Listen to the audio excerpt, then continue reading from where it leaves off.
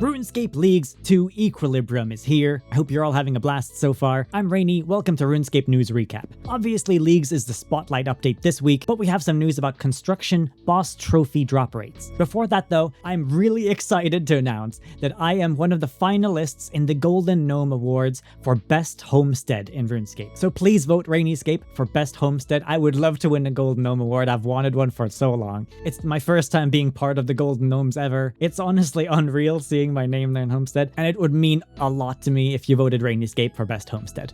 Now on to the news. Last week, Jagex released its first ever marketplace construction decor drop. It featured some RuneScape anniversary items, some balloons, confetti cannons, and the community reaction was not great to it. Because to get multiple of these decorations for your house, you had to buy the bundles multiple times. Understandably, with me being very passionate about building my house, I was not a fan of having to buy it multiple times. I wanted them to have the recipe in the marketplace and then create as many decorations as I wanted to once I bought it from the marketplace. And I'm happy to announce that they have gone and changed how they're going to be doing construction marketplace items from now on. They are changing all three of these bundles to be a one-time purchase. They are now going to be selling blueprints instead on the marketplace, and anyone who bought multiple of these packs will get the duplicates refunded. Perfect news. This is exactly how I expected them to release the drops. I'm very happy that they changed that. They're also planning to change a couple trophies. They say that some of them are less tasteful to display in your house, mainly Ivar, Masuda, Greg, Vorkath, Siryu, and I'm assuming all God Wars Dungeon 1 and God Wars Dungeon 2 bosses. I didn't really have a problem with the God Wars Dungeon ones myself, but I do agree that Ivar and Masuda were quite unsettling. So those are being changed. We don't have a date yet for this, but they are working to change those. They also confirmed that the engine update in September will be when we're getting the decoration limit increase for houses, and they've posted the drop rates for the trophies today. So the default drop rate for trophies, which covers most bosses in the game, is a whopping 1 in 500 chance. Now that isn't too bad for quick bosses like the God Wars Dungeon 1 and 2 ones, but 1 in 500 from things like Zamorak, Amasket, Virago, that's a nasty drop rates right there. Though it does make me wonder, is it 1 in 500 per loot roll? Because some of the longer group bosses have multiple loot drops. So would it be 1 in 500 for each of the drops, or would it be 1 in 500 from the boss itself in one of those? It's unclear. They haven't specified that anywhere. I would like more information about that. But in raids, it's 1 in 500, so that would count for Beastmaster and Yakamaru. Dungeons refer to elite dungeons, though I don't think it counts the Zamorak one. So it would be Temple of Amanishi, Dragonkin Laboratory, and the Shadow Reef would be in this one, plus the Sanctum of Rebirth also falls into this. Each of those bosses have a 1 in 50 chance. Zuck has a 1 in 25 chance, and then both Fight Caves and Fight Kiln have a 1 in 10 chance, which isn't too bad, I don't think. I think 1 in 500 from some of these bosses is quite high, but if it's 5 in 500, if there's 5 loot rolls, then it's not as bad in my opinion. If you're unsure about what a specific boss has, you can go into the news post. There is a full alphabetical order list here that tells you exactly which one is in which of these groups. So the main update this week, like I said, is Leagues Equilibrium. Very exciting. It's going to be running for 6 weeks up until September 21st, which is a little bit shorter than normal leagues. They normally last 2 months. This one's 1.5 months, but it does get very close to RuneFest towards the end, so I'm assuming that's why they want to end it off there. And truthfully, they might actually be releasing Havenheith Part 2 as soon as Leagues ends. So that's probably what they wanted to get in before RuneFest, and that's why it's 2 weeks shorter. But don't worry, they have adjusted the point thresholds for the different ranks. So Dragon rank has been reduced from 65,000 points down to 48,000 points, and all the other trophies have also been scaled down because of this. A couple other notable things for this league that they've changed from Catalyst League last time is that we now have specific upgrades for combat called blessings, and these are unlocked by doing combat specific tasks, so killing a creature for example, or doing a combat achievement. Relics are back as well to boost your skilling to insane levels. A lot of quests this time are auto-completed when you unlock new regions, which brings me to there's region locking in this league as well. That means that you're selecting different regions of the game world, but you can only pick up to 3 ones plus Karamja. You will start in Misselin, which also includes the city of and Havenheith, so frankly there is a lot of content in the starting region. You probably won't run out very quickly, but as you complete tasks, you will be able to unlock new regions, and you can kind of tailor your experience to the content that you would like to do. I'm a big fan of region locking in old school leagues, so I think it's really cool to see that them trying them out in RuneScape as well. If you're unfamiliar with leagues, you start a brand new account on your existing account. So it doesn't override your main game progress, but you will gain the points from your league character into your main character at some point once the league ends, and then you can spend those points in the shop there to get cosmetics. In leagues, you play as an Iron Man, which means that you can't trade other players, and you have to gather all your resources yourself. Experience is boosted by 5 times at the start of the league, and it can grow up to 16 times faster than normal as you progress through the league and unlock more relic powers. To start leagues, you just log into RuneScape as normal, and you will then get a pop-up saying that you can start leagues or main game worlds, and then you can select a league world or a main game world, so you can just jump between them on your main account.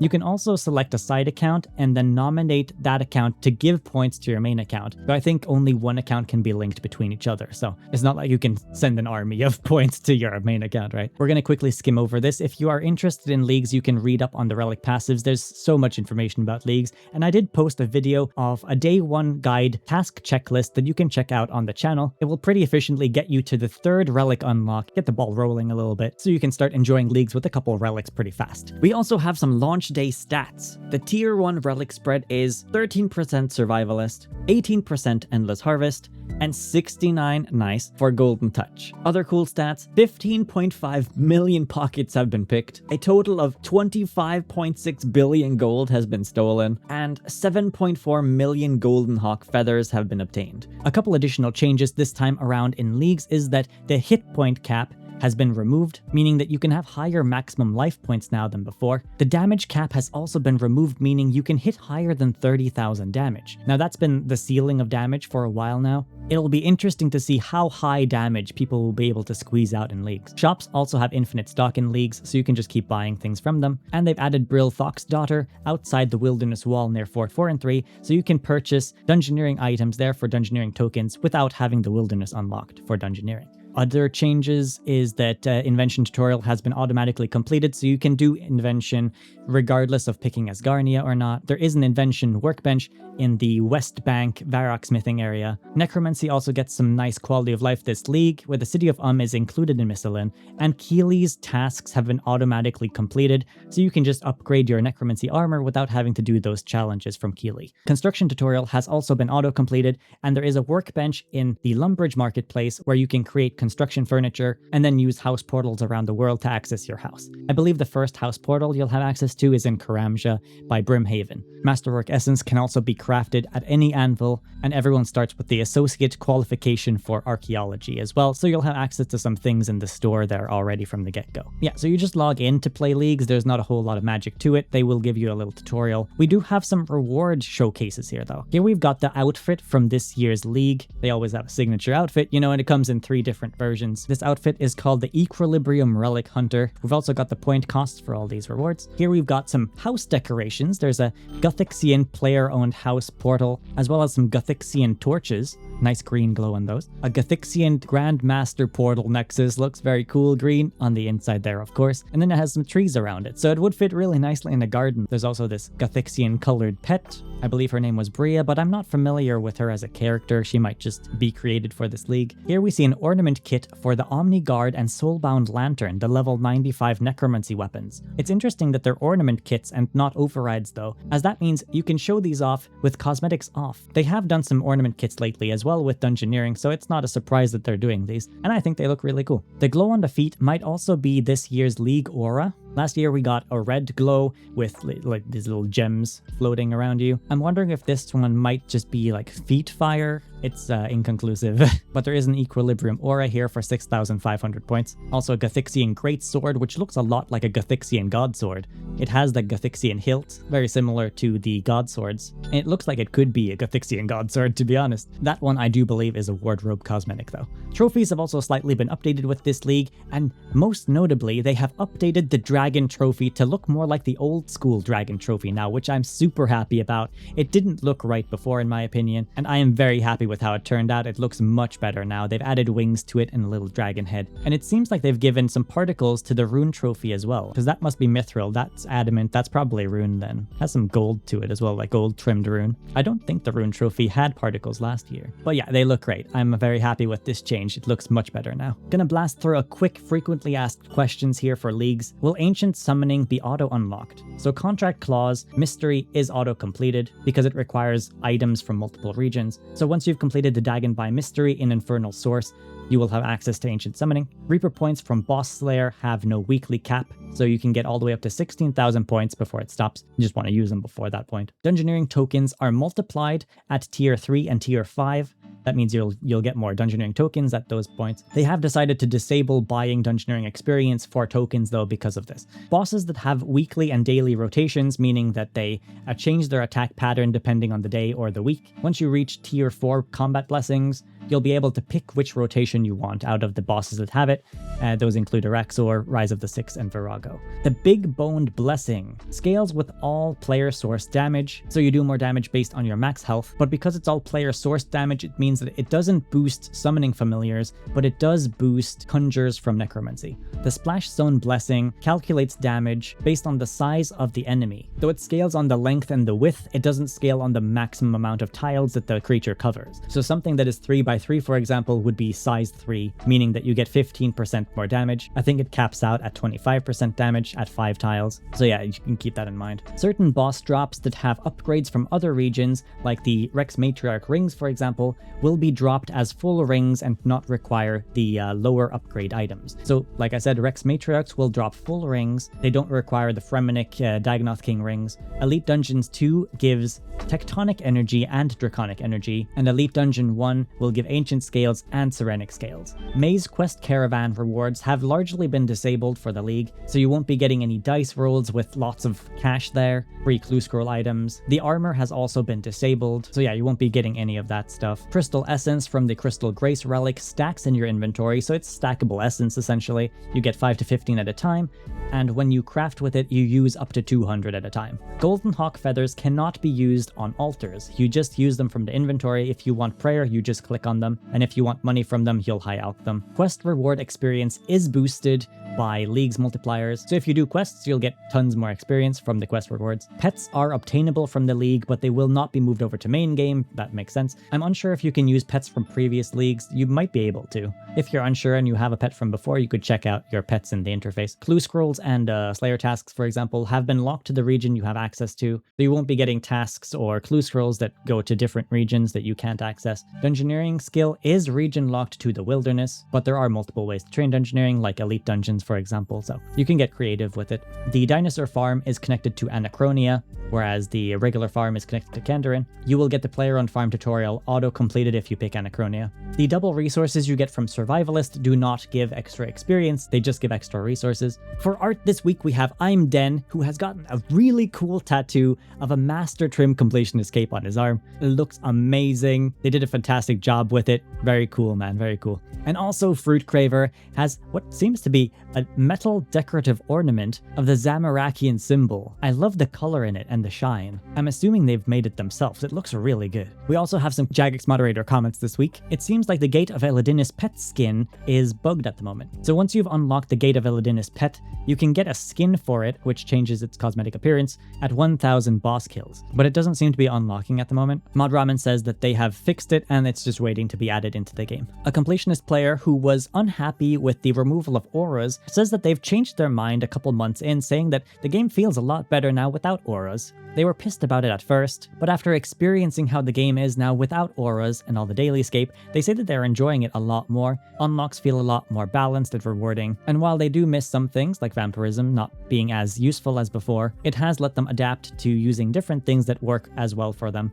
They say they didn't see the vision at the time, but now they see it, and they just want to share their appreciation for the changes. Mod Ryan came in to give a comment about it too. He says that a good design choice isn't always one that sounds or feels great immediately, but over time it helps create a better overall experience. And it's great to see and hear that these sorts of changes have started to make sense with time. Mod Fable also is commenting this week a little bit about the API plugin support that is coming out in October. People are generally wondering a little bit about how much freedom they will have when creating plugins for the game once that opens up to the general public, and they're currently working on the guidelines. They've got a small team of developers creating plugins that people have been requesting, for example, Quest Helper and tile markers, for example, to name a few. I'll have a video going up later this week talking more about that. And essentially, they will have everything sorted out for when the API goes public and everyone can make plugins. So that's going to be exciting. I'm very curious to see what people manage to cook up when they have access to the API. I'm a big fan of plugins personally, so I'm very excited to see how that goes. There's not a lot of upvotes this week, but I think it's because everyone is so busy playing Leagues, because we've got a 92% upvote, so people are clearly having a lot of fun with it. I'm once again asking for partial costume/armor storage in player-owned house, and I am once again asking for access to my player-owned house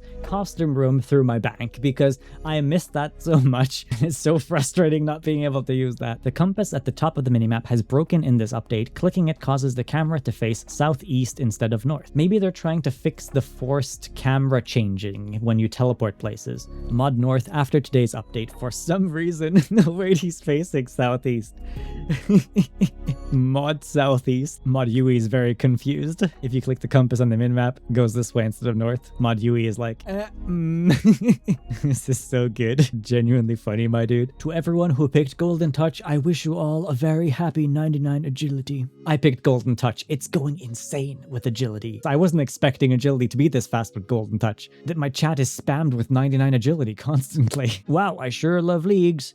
Can't wait to do some has been awarded a veteran cape. This guy's been awarded a veteran cape. Veteran cape. Yeah, that's still a problem this time. That's probably 50% of my chat box at all times. Gnome ball unlocked at 99 agility. I haven't seen that before. Transmutation force closes every single interface unless you manually turn it off before you use every single interface. Eesh. Yeah, that's not good.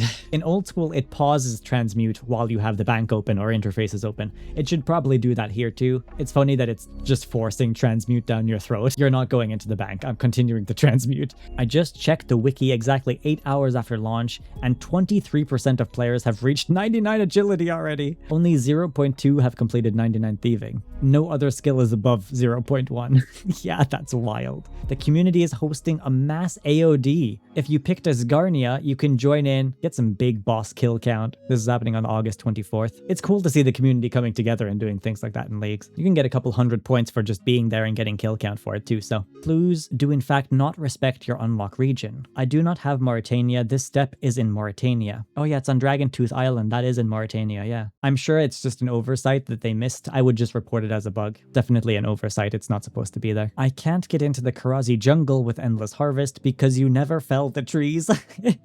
Oh wow, yeah, that's true, eh? I mean, there's a fairy ring in there though. Can't you get to that one, or do you have to do something to get to that? Oh, there is a fairy ring in Karazi jungle, but you have to restore it with 5 bittercap mushrooms before you can use it. This is tied with the Lumbridge swamp tree bug as hysterically bugged interactions. There's an easy Lumbridge task that involves chopping down a swamp tree, but the Endless Harvest relic is permanently set to never having a tree get chopped down, so making the achievement impossible currently. Oh wow. It is a bit strange that they didn't add a toggle for disabling the effect, right? My favorite part about this post is seeing that Dragon Rank requires 48,000 points, and all the shop rewards total up to 47,300. That is great. Yeah, you needed more points than Dragon last time to get all the rewards from the shop, so it's nice to see that Dragon actually completes this league and gets you all the rewards as well in the store. People are listing a lot of bugs in the thread here today, so Jagex have some work to do with all those, I imagine. Hopefully they get them fixed throughout the week. It's crazy that long bosses like Amasket and Virago have the same drop rate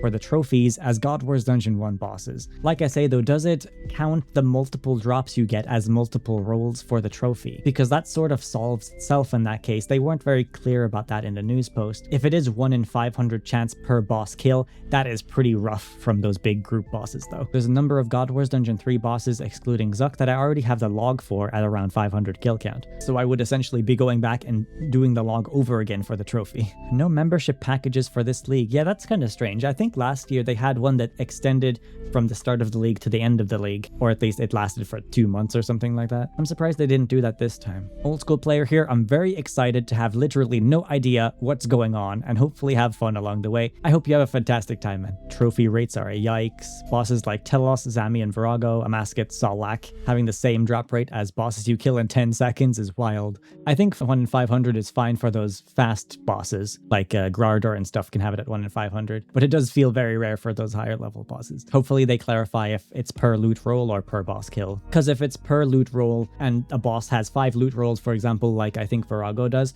you would have a 5 in 500 chance, right? So it's essentially 1 in 100 at that point, which is a lot better, though you might not get all 5 loot rolls every single time, because surely they wouldn't make the trophy drop from Zamorak more rare than the boss pet, right? That seems insane to me. If I missed anything, do let me know in the comments below. Also, I hope you're having a great time with Leagues, and once again, if you like my RuneScape house, there's a video for that if you want to check it out. Please vote for RainyScape for best homestead in the Golden Gnome Awards, like and subscribe.